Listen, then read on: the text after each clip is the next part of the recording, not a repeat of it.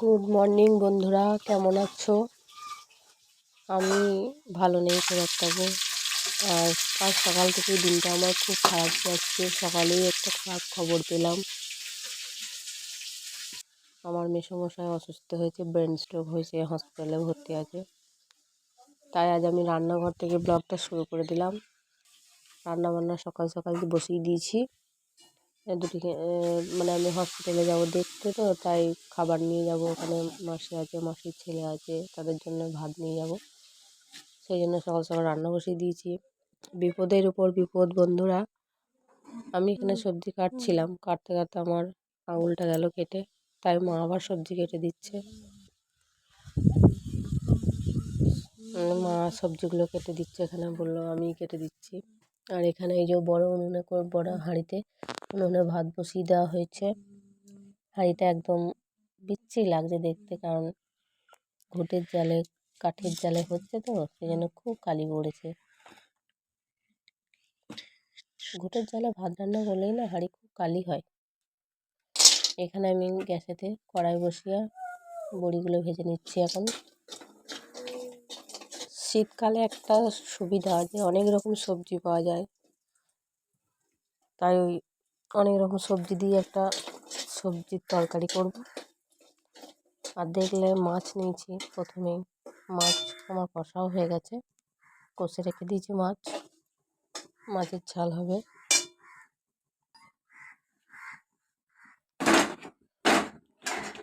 বড়ি ভেজে আমি এখন এখানে সবজিগুলো ভেজে নিচ্ছি।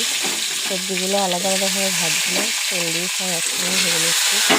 যা দিনকাল পড়েছে বন্ধুরা, এখন তেল বেশি না খাওয়াই ভালো।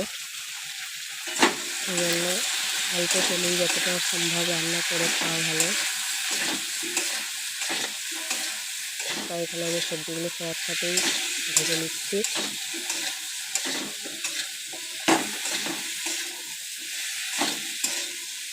এখন আর রোগে বয়স দেখছি না, সব বয়সেই এখন হার্টের সমস্যা, কোলেস্ট্রলের সমস্যা, অনেক রকমের সমস্যা দেখা দিচ্ছে। তাই যতটা পারা যায় নিজেদেরকে সুস্থভাবে থাকতে হবে। আর সুস্থভাবে থাকার প্রধান চাবিকাঠি হচ্ছে সুস্থ খাবার দাবার, সুস্থ আহার। তেল মশলা যতটা পারা যায় কম খাওয়াই ভালো। আমি এখানে সবজিগুলো কষার পর আলুগুলো মশলা দিয়ে বেশ করে কষিয়ে নিচ্ছি। খুবই কম মশলা দিয়েছি, কিছুই দিইনি। সামান্য একটু ধনে আর জিরে গুঁড়ো দিয়েছি, আর কিছু দিইনি এখানে মশলা। মন মেজাজ এমনিতেই ভালো নেই, আর রান্নাতে খুব একটা মনোযোগ নেই আমার এখন, তবু রান্না করতে হবে।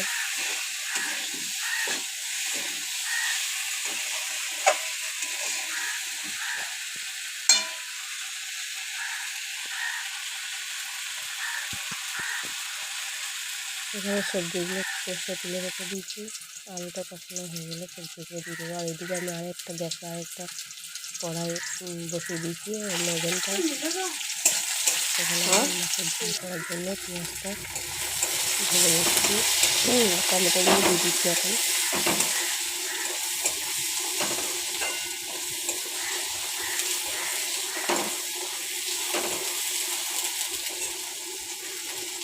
পেস্ট হয়ে থাকতে পেঁয়াজ কষিয়ে নিচ্ছি। মাছের ঝোলে তরকারি কিছুই দেবো না, মশলা এখানে আমি সব টমেটো বেশ করে কষিয়ে অল্প একটু জল দিয়ে দিলাম।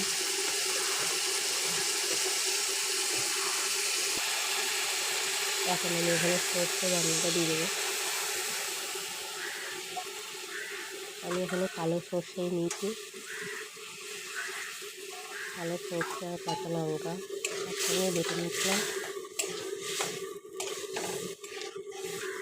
শীতকালে যে কোনো রান্নাই কেন জানি না খুব ভালোই লাগে খেতে। আসলে শীতকালে সব আমাদের খাবার হজম হয় খুব ভালো, সেই জন্যেই সব রকম খিদেটা থাকে, তো তাই সব রান্নাই মোটামুটি ভালোই লাগে। আর সবজি, টাটকা সবজি পাওয়া যায়। এখানে মাছের ঝালের জন্য আমি এখানে ঝোলটা একটু জল দিয়ে দিলাম, ঝোল ফুটে উঠলে মাছগুলো দিয়ে দেবো। আর এদিকে আমার সবজির তরকারিটা প্রায় হয়েই এসছে। ওই যে আমি আঙুলটাতে একটা পরিষ্কার কাপড়ের টুকরো বেঁধে রেখেছি। হাতটা খুব টাকিয়ে গেছে বন্ধুরা, কারণ বটিতে কাটা তো, সেই জন্য টাকিয়ে আছে।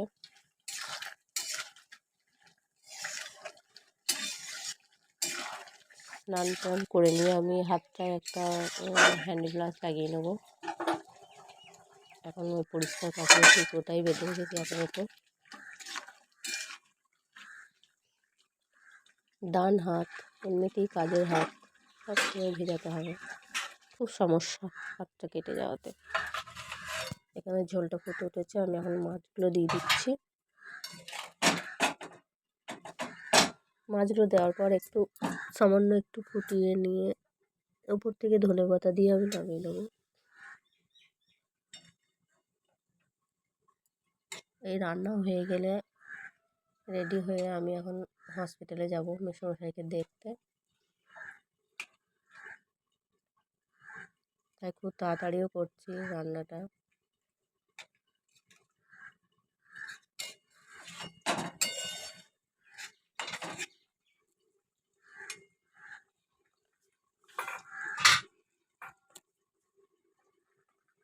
এখানে আমার মাছের ঝাল হয়েই এসছে।